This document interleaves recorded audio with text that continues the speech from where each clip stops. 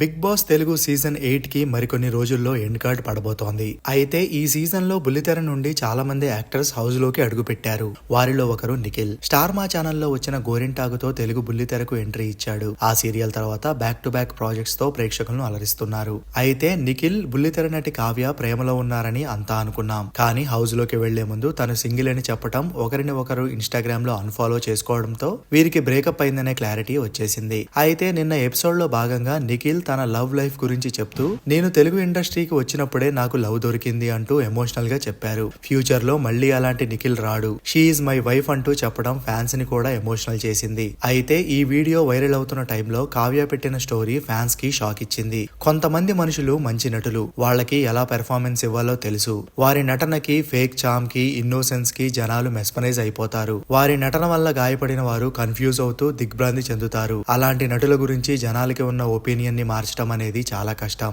ఎందుకంటే వారు తమని తాము విక్టిమ్ గా, మనల్ని అబ్యూజర్ గా చాలా కన్విన్సింగ్ గా మాట్లాడతారు అంటూ ఎమోషనల్ గా పోస్ట్ చేసింది కావ్య. కావ్య చేసిన ఆ పోస్ట్ ఇప్పుడు నెట్టింట వైరల్ గా మారింది.